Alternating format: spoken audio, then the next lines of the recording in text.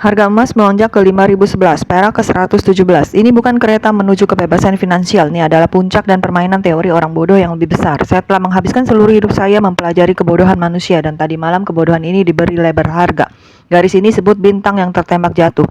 Namun menurut saya ini adalah batu nisan para spekulan. Hari ini saya akan membedah 4 logika berdarah di balik pembakaran diri ini.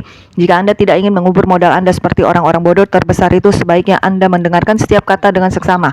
Berlangganan saluran ini dan saya akan menggunakan pengalaman seumur hidup untuk memberitahu Anda jika Anda ingin mempertahankan rasionalitas Anda di pasar yang gila, izinkan saya mengajukan pertanyaan sederhana terlebih dahulu. Apa alasan Anda membeli emas?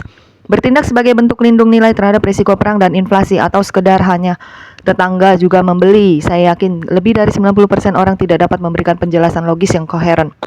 Mereka hanya terbawa sentimen pasar dan mengikuti arus. Ini adalah contoh klasik dari mentalitas kawanan dalam psikologi kesalahan penilaian manusia. Ketika suatu kelompok jatuh ke dalam kegilaan, rasionalitas individu sepenuhnya tertelan, seperti mania tulip pada abad ke-17, di mana orang-orang bangkrut hanya karena satu bunga. Sekarang orang-orang mempertaruhkan segalanya pada satu grafik candlestick. Pada dasarnya semuanya adalah jenis kebodohan yang sama. Runtuhnya kegilaan emas dan perak ini sama sekali bukan kebetulan, melainkan hasil yang tak terhindarkan dari berbagai faktor yang bergabung. Tepatnya efek simplikasi yang telah saya tekankan sepanjang hidup saya. Ketika beberapa tren kuat bergabung, mereka menciptakan badai yang dahsyat. Pemicu pertama yang menyulut badai ini adalah perjanjian Greenland yang tampaknya tidak terkait, yang secara langsung mengosongkan premi aset safe haven inti berupa emas dan perak. Pada tanggal 21 Januari waktu setempat, Trump dan Sekretaris Jenderal NATO mencapai apa yang disebut rengga kerja untuk perjanjian masa depan di Davos. Keputusan untuk secara terbuka mengecualikan opsi untuk merebut Greenland dengan kekerasan dan pembatalan tarif yang semula dijadwalkan berlaku pada 1 Februari untuk 8 negara Eropa mungkin tampak seperti deeskalasi diplomatik sederhana, tetapi tidak. Ini adalah serangan tepat sasaran terhadap spekulan emas dan perak. Banyak investor retail membeli emas untuk melindungi diri dari perang. Kemudian petugas pemadam kebakaran memberitahu Anda bahwa api telah padam. Dan posisi beli emas Anda yang mahal seketika menjadi tidak berharga. Saya telah melihat skenario ini terlalu sering. Geopolitik selalu menjadi alat bagi yang cerdik untuk menipu investor retail. Mereka pertama-tama menciptakan ketegangan, membuat Anda percaya bahwa perang akan segera terjadi dan harga emas akan meroket. Setelah Anda memanfaatkan posisi Anda dan bergegas masuk, mereka diam-diam meredakan situasi dan kemudian tiba-tiba mengambil keuntungan.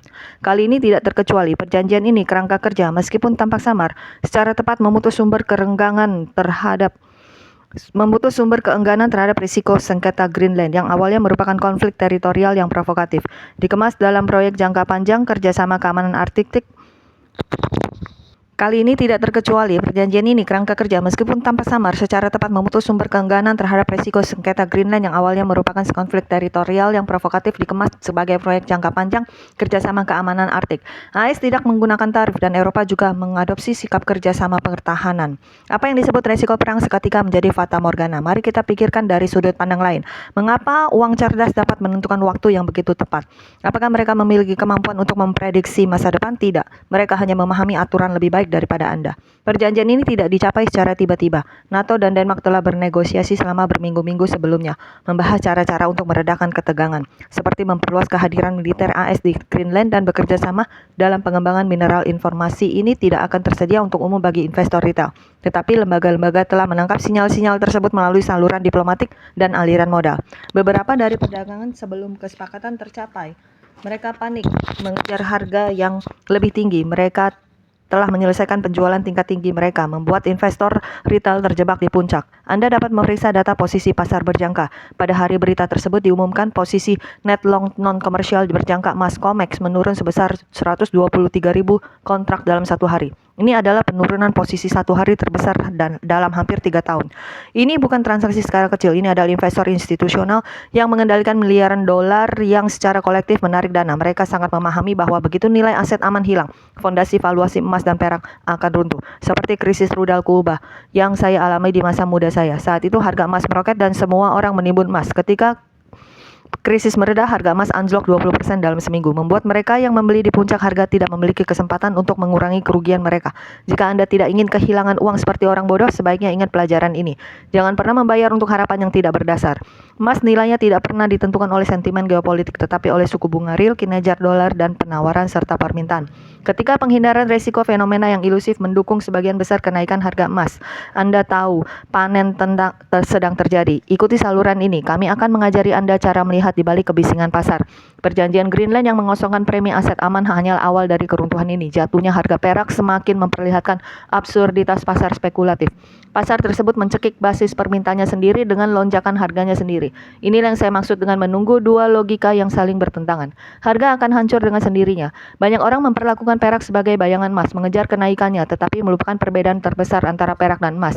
70% permintaan perak berasal dari sektor industri. Perak bukan semata-mata aset aman, tetapi bahan baku industri.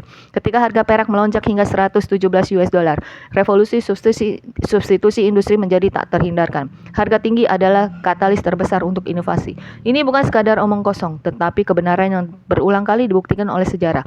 Saya telah melihat terobosan cepat dalam teknologi minyak servis setelah lonjakan harga minyak. Saya telah melihat percepatan adopsi aluminium sebagai pengganti tembaga ketika harga tembaga tinggi. Sekarang, harga perak yang tinggi menciptakan penggantinya sendiri. Industri fotovoltaik adalah yang pertama kali terpengaruh. Teknologi TOPCon dan HJT untuk modul fotovoltaik sangat bergantung pada perak. Ketika harga perak menembus 100 dolar per troy ounce, biaya non-perak pada modul fotovoltaik akan melonjak lebih dari 30%. Ini bukan masalah keuntungan, ini masalah kelangsungan hidup bagi raksasa fotovoltaik. Pilihannya adalah menerima keuntungan mereka sepenuhnya hilang atau mencari alternatif perusahaan yang rasional. Manapun akan memilih yang terakhir. Bahkan raksasa-raksasa ini telah mulai menerapkan teknologi pelapisan tembaga yang telah memasuki tahap produksi percontohan. Teknologi ini dapat menggantikan pasti perak dan tembaga, mengurangi jumlah perak yang digunakan dalam modul lebih dari 90%.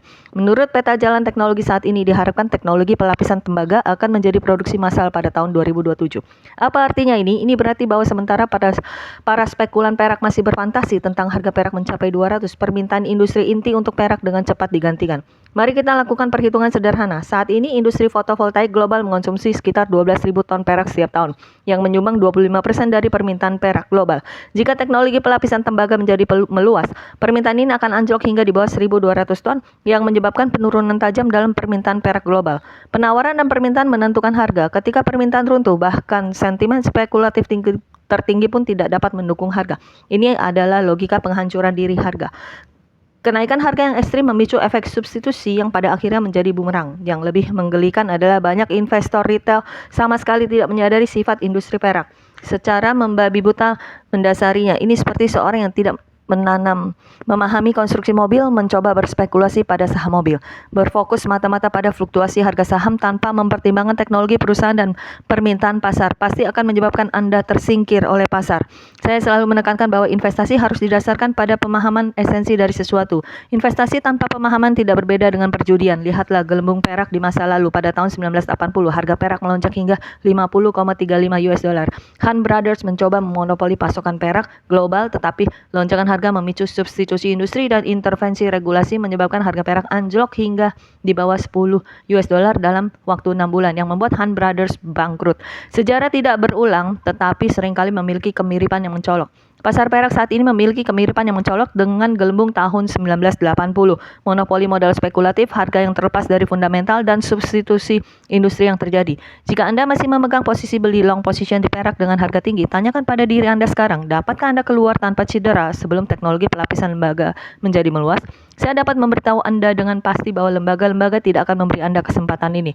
Mereka telah memposisikan diri dengan posisi jual pendek, menunggu tanda-tanda runtuhnya permintaan industri sebelum melancarkan putaran eksploitasi lain terhadap investor retail. Untuk menghindari bencana ini, Anda harus meninggalkan pemikiran spekulatif dan kembali ke analisis fundamental. Ikuti saluran ini. Saya akan menggunakan teori plutokrasi untuk membantu Anda membangun pengetahuan investasi yang solid dari berbagai dimensi, termasuk ekonomi, teknologi, dan sejarah. Kehancuran harga perak adalah hasil yang tak terhindarkan dari keserakan spekulator. Tetapi di balik keruntuhan emas dan perak ini terdapat faktor yang lebih fatal, pengkhianatan data makroekonomi. Sementara semua orang mengharapkan The Fed untuk memangkas suku bunga untuk mendukung emas dan perak, data ekonomi AS memberikan sinyal yang justru sebaliknya. Ini adalah logika berdarah ketiga. Kabar baik telah menjadi kendala bagi emas. Perkiraan PDB AS baru mencapai 5,4% dan pesanan barang tahan lama meningkat sebesar 3,2% dari bulan ke bulan, jauh melampaui ekspektasi pasar. Data ini meskipun tampaknya merupakan kabar baik, sebenarnya telah menyegel nasib emas.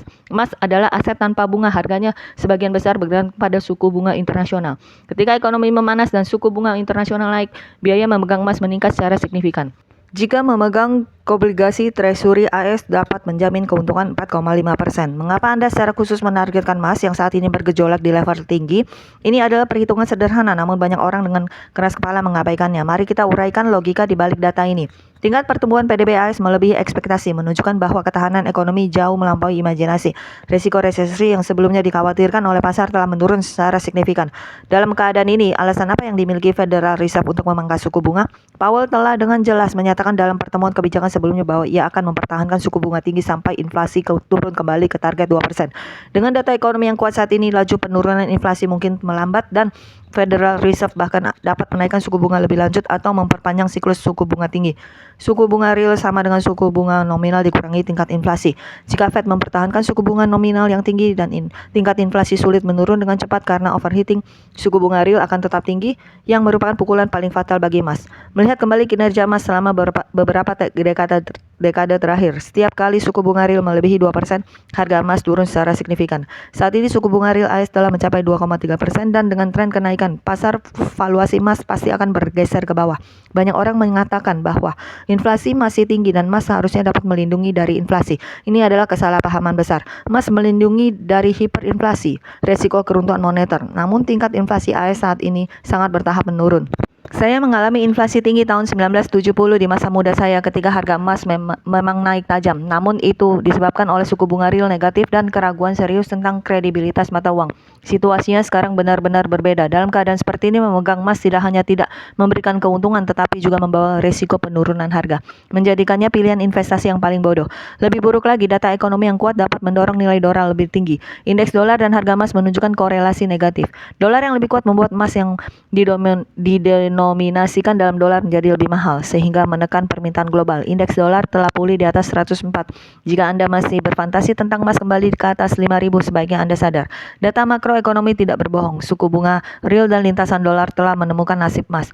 Lonjakan yang didorong oleh sentimen spekulatif ini pada akhirnya akan ditarik kembali ke realitas oleh fundamental makroekonomi seperti menemukan siapa yang berenang telanjang saat air surut. Begitu sentimen pasar mendingin, mereka yang mengejar harga tertinggi akan terdampar di pantai, terpapar terik matahari. Tapi itu bukan yang terburuk. Tekanan dari data makroekonomi hanyalah masalah jangka panjang. Dalam jangka pendek, risiko yang lebih fatal mengintai. Krisis likuiditas yang dipicu oleh penutupan pemerintah AS. Ini bisa menjadi pukulan terakhir bagi pasar emas dan perak. Dan logika keempat yang ingin saya bahas menurut berita terbaru, data operasional untuk sebagian besar departemen pemerintah federal AS akan habis pada 30 Januari. Saat ini pemerintah Demokrat dan Republik sangat terpecah mengenai RUU pendanaan. Demokrat telah dengan jelas menyatakan bahwa mereka akan menolak RUU yang mencakup pendanaan untuk Departemen Keamanan Dalam Negeri karena masalah penegakan imigrasi. Ini berarti pemerintah AS menghadapi resiko penutupan lagi. Penutupan pemerintah terakhir terjadi pada Oktober 2025, berlangsung selama 43 hari, mencetak rekor sejarah. Kali ini resiko penutupan dapat memicu gejolak pasar yang lebih parah. Banyak orang percaya bahwa penutupan pemerintah hanyalah peristiwa politik yang tidak terkait dengan operasi pasar. Ini adalah kesalahpahaman umum. Penutupan pemerintah akan memicu krisis likuiditas. Dalam krisis likuiditas, aset yang paling menguntungkan seperti emas dan perak adalah yang pertama dijual untuk meredakan krisis. Ini bukan spekulasi saya, tetapi pola yang berulang kali diverifikasi oleh sejarah. Selama krisis hipotek subprime tahun 2008, harga emas anjlok dari $933 menjadi $680 hanya dalam 10 hari perdagangan. Penurunan sebesar $253. Pada saat itu, lembaga-lembaga terpaksa menjual emas untuk mendapatkan uang tunai guna menutupi kerugian pada aset lain. Meskipun emas dianggap sebagai aset safe haven, skenario yang sama terulang kembali ketika COVID-19 memicu kepanikan pasar pada tahun 2020. Harga emas jatuh tajam pada tahap awal pandemi karena penjualan pasif yang disebabkan oleh krisis likuiditas. Bank sentral global beralih dari pembeli bersih menjadi penjual bersih emas antara Agustus dan November 2020. Pada tanggal 11 November, cadangan emas resmi global menurun sebesar 6,5 ton. Negara-negara seperti Turki dan Mongolia menjual sebagian besar emas untuk mengurangi tekanan fiskal. Contoh-contoh historis ini menunjukkan kepada kita bahwa ketika likuiditas mengering, tidak ada aset yang aman kapanpun, dan emas tidak terkecuali. Resiko penutupan pemerintah AS memperburuk kekhawatiran likuiditas pasar. Jika penutupan menjadi kenyataan, lembaga keuangan akan memperketat likuiditas terlebih dahulu, dan investor akan secara proaktif menjual aset yang sangat likuid seperti emas dan perak untuk mempersiapkan diri menghadapi potensi margin call. Ini akan menciptakan siklus yang berbahagia. Penjualan menyebabkan penurunan harga yang pada gilirannya memicu lebih banyak margin call yang menyebabkan posisi leverage akan langsung lenyap. Kehilangan segalanya. Jika Anda saat ini memegang posisi long term dalam emas dan perak terlepas dari untung dan rugi, Anda harus menghadapi 3 pertanyaan penting. Pertama, di mana order stop loss Anda jika harga emas turun di bawah $4.500 dan harga perak turun di bawah $90? Apakah Anda akan dengan tega memangkas kerugian dan keluar dari pasar? Kedua, apakah rasio risiko imbalan Anda masuk akal? Seberapa besar risiko yang Anda ambil untuk menuai apa yang Anda tabur? Jika risikonya jauh lebih besar daripada potensi keuntungan investasi tersebut tidak berarti. Ketiga, apakah Anda siap mengambil risiko jika harga emas dan perak anjlok 50%? Apakah akun Anda akan ludes? Apakah hidup Anda akan terpengaruh? Sebagian besar spekulan tidak dapat menjawab ketiga pertanyaan ini. Mereka hanya didorong oleh keserakahan, berpegang teguh pada mentalitas penjudi, dan berharap harga akan naik terus. Tetapi pasar tidak akan mengubah aturannya karena angan-angan. Badai yang telah lama mengintai pada akhirnya akan datang. Prediksi sebesar 6.350 US dollar per troy ounce mungkin akan tercapai, tetapi jurang tak berdasar di antaranya akan mengubur semua hal yang tidak rasional. Saya selalu berpegang pada satu prinsip. Jangan mengambil risiko yang tidak mampu Anda tanggung. Tujuan utama investasi adalah untuk menjaga modal, bukan untuk mengejar keuntungan besar. Di pasar yang hiruk-pikuk ini, terlalu banyak orang yang dibutakan oleh keuntungan jangka pendek melupakan esensi investasi. Mereka menatap grafik candlestick, mengejar titik tertinggi dan terendah, tanpa pernah mempertimbangkan apa yang mereka beli, mengapa mereka beli, dan apa yang harus dilakukan jika mereka salah. Itulah sifat manusia. Keserakahan dan ketakutan selalu menjadi musuh para spekulan. Dan alasan saya bertahan begitu lama di pasar bukanlah karena saya sangat pintar, itu karena saya dapat mengendalikan keinginan saya dan selalu tetap rasional. Saya telah melihat terlalu banyak orang kehilangan segalanya karena spekulasi. Di antara mereka adalah mantan Taiwan, insinyur brilian, dan anak muda yang menjanjikan. Tragedi mereka semua berasal dari alasan yang sama. Kurangnya rasa hormat terhadap pasar dan terlalu percaya diri pada pemahaman mereka sendiri. Pasar itu seperti alam penuh dengan hal-hal yang tidak diketahui dan bahaya. Anda bisa memanfaatkannya tetapi jangan pernah mencoba menaklukkannya. Jika Anda tidak ingin mengulangi kesalahan mereka, Anda harus mengembangkan pola pikir investasi yang tepat. Jangan percaya pohon bisa tumbuh sampai ke langit. Dan jangan berlama-lama di lantai dansa setelah pesta usai. Ketika pasar sedang bergejolak, Anda harus tetap tenang. Ketika semua orang mengejar kenaikan harga, Anda harus belajar untuk mundur. Inilah kekuatan pemikiran kontrarian. Mungkin inti dari kebijaksanaan investasi saya sepanjang hidup. Ikuti saluran ini. Saya tidak akan merekomendasikan target investasi spesifik atau memprediksi pergerakan jangka pendek. Saya hanya akan menggunakan pengalaman hidup saya untuk mengajari Anda bagaimana melihat pasar dengan kebijaksanaan universal, bagaimana menganalisis masalah menggunakan penalaran geometris, dan bagaimana mempertahankan rasionalitas di era yang hiruk-pikuk. Investasi bukanlah lari cepat tetapi maraton. Mereka yang finish bukanlah pelari tercepat tetapi yang paling rasional dan sabar. Badai di pasar emas dan perak kini sedang mengamuk. Premi aset aman telah lenyap. Permintaan industri telah runtuh, data makroekonomi menunjukkan tren penurunan dan krisis likuiditas membayangi. 4 faktor ini telah memperkuat dampaknya, membuat penurunan yang dahsyat menjadi tak terhindarkan. Para spekulator yang masih berfantasi tentang kebangkitan kembali hanya akan dieliminasi secara kejam oleh pasar. Sementara investor yang benar-benar cerdas telah pergi, menunggu kesempatan berikutnya agar rasionalitas menang. Inti dari investasi adalah realisasi pengetahuan. Kedalaman pengetahuan Anda menentukan seberapa jauh kekayaan Anda dapat berkembang. Jika Anda tidak ingin dieksploitasi oleh pasar yang seperti orang bodoh, Anda harus terus meningkatkan pengetahuan Anda dan belajar menggunakan akal untuk melawan kelemahan manusia. Inilah nasihat yang ingin saya berikan kepada Anda hari ini, dan ini juga untuk merupakan ringkasan dari seluruh karir investasi saya. Terima kasih. Agar channel ini dapat berkembang lebih baik lagi, jangan lupa untuk subscribe. Terima kasih.